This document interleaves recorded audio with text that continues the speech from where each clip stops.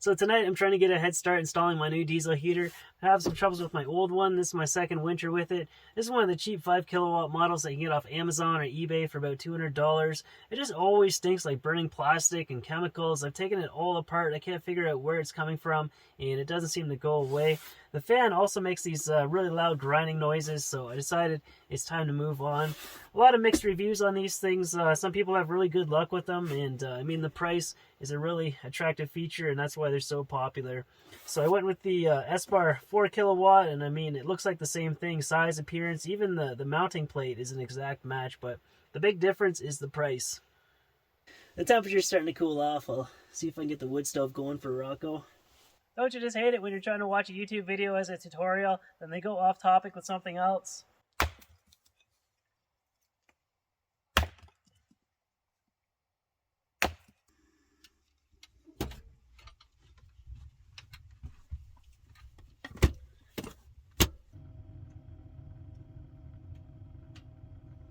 So before I had the intake and exhaust connections inside the van, I think it's cleaner like that because it's all sealed up and road grime can't splash up inside the van. Some people say it's dangerous to do it that way because you could leak exhaust inside, so maybe I'll try to do it the other way, but I'd have to cut a big rectangular hole there, so I'm going to sleep on that idea.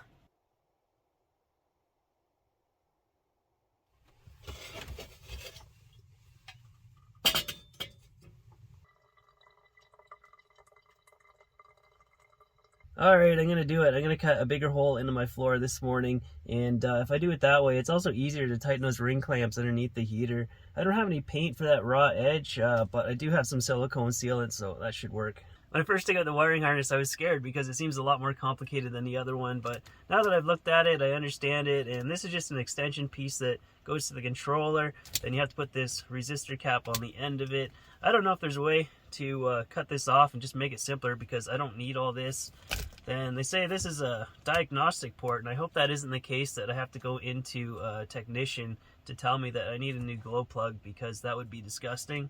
Then this is like a 3 amp fuse. I'm not sure exactly what for because there's also the 15 amp fuse in the panel.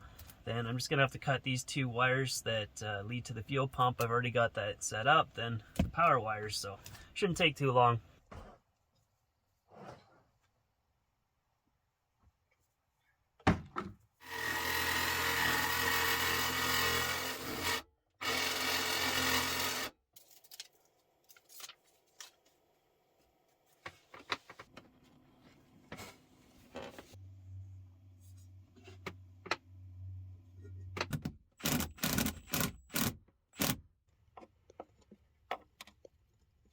I didn't have quite enough of the high temperature sealant to get all the way around it. I'll have to go into town, pick some up. Then I'll also put some around these screws to seal those.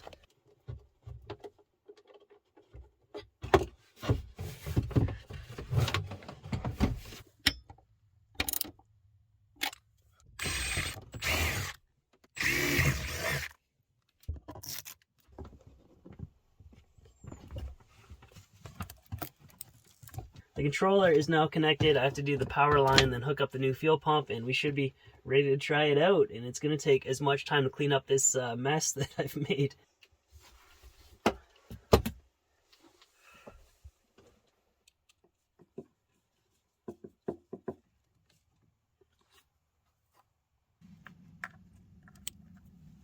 Just going to temporarily put these on and do a test run.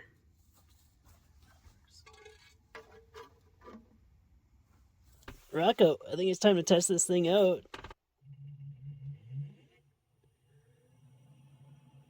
So the included fuel pump with this one is pretty much silent.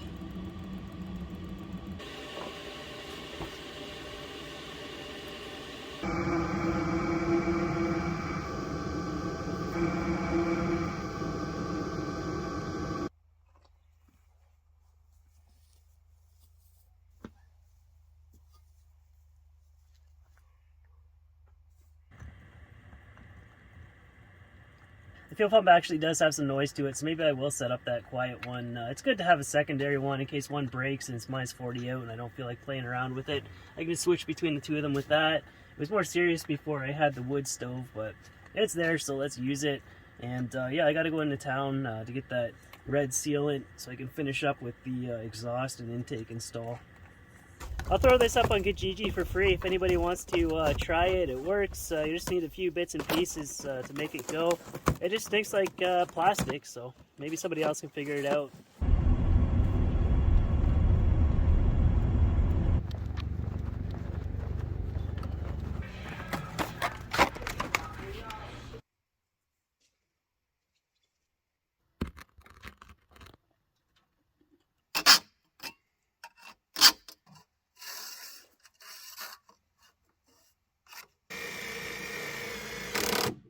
So that's all done. It's completely sealed up. I put the air intake there, and then I routed the exhaust out over here. It's kind of protected by that plate.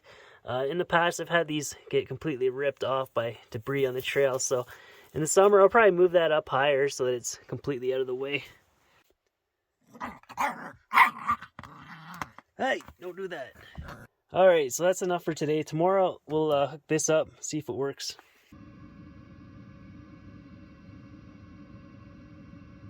I'm still trying to figure out how to use the controller. The instructions came on this strange shiny disc. I don't know what I'm supposed to do with this thing. They might as well send the instructions on a cassette tape at this point, but it seems like it's completely automated. You just turn it on, set a temperature, then it does its thing. But I wish it had a manual mode built in that you could set the power level, because I'm a light sleeper, and at night it's nice to just set it at low speed, at a continuous speed, because when the fan speed is going up and down all the time, it catches my attention. At one point, the fuel pump stopped, and it was just blowing air for about 10 minutes until it started up again. So it is pretty advanced, and it's also got weekly schedules that you can program in. So I guess if you're living in a house and you want to heat up your vehicle before you go to work, then you can do that.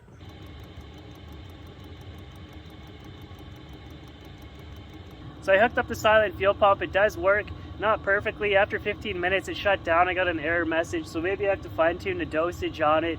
But a bigger problem is all this fuel line that I set up. There's a slow leak somewhere in it, and after a couple weeks it starts to accumulate down on the floor, and I'm worried that I'm breathing it in with my head right there when I sleep. I've had some funny dreams lately. So I'm just going to get rid of all this and run a single hose straight outside. Just use this one fuel pump. The noise level on it is not too bad. I know this is the worst possible way that you can mount one of these things, but the exhaust pipe is way louder. There's nothing really stealthy about running one of these heaters. But the best thing of all would be to somehow mount this on the rear door and have the diesel completely outside of my living space.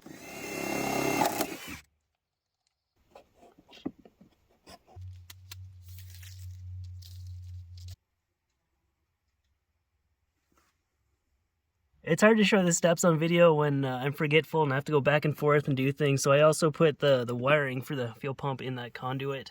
Rocco's in a mood. She's not going to let me work on this until I play with her for a bit. So I pulled the conduit above this heat shielding where the exhaust pipe is low. There's some other conduit over here that's not melted, so we should be alright. Rocco. Then I pulled it above the gas tank where it comes out here. There's the mount for it. I just plugged this old fuel pump onto it because that'll block the diesel from spilling through it when I plug that hose on.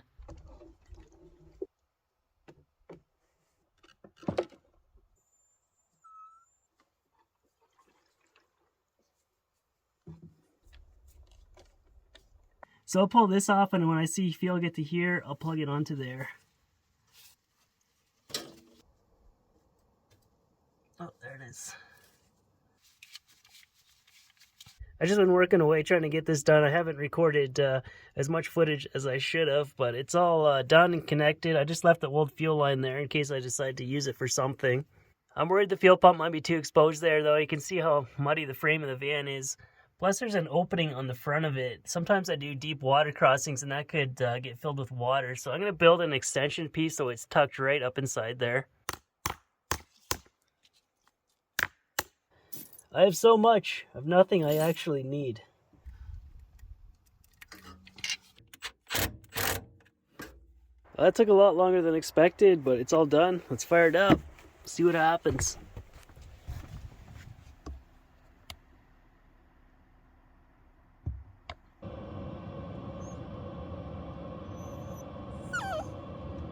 So there you go, all good, it works, and there's no noise whatsoever from that fuel pump. I was concerned it might be thumping on the frame of the van like that, but there's nothing. Even outside you can't hear it. And in terms of the exhaust pipe location, there's enough velocity on the smoke to clear the side of the van, but if there's any wind, it's going to get blown back underneath there. And as far as I know, that's how everybody installs their exhaust. But if it's somehow seeping up through the floor of the van, I've got 2 different carbon monoxide detectors, so hopefully that's enough to let me know. I've also got that old exhaust pipe from my last diesel heater, so I suppose every time I park I can just throw it on there as an extension piece, just to be extra careful.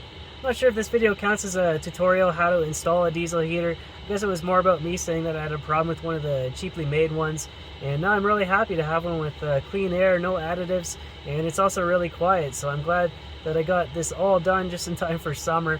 But yeah, last winter I pretty much used the wood stove every single night. I mostly use the diesel heater in the mornings or whenever I'm in the city. But yeah, I think that's the end of this episode, so thanks for watching, and thank you to Patreon supporters, and I will see you in the next one.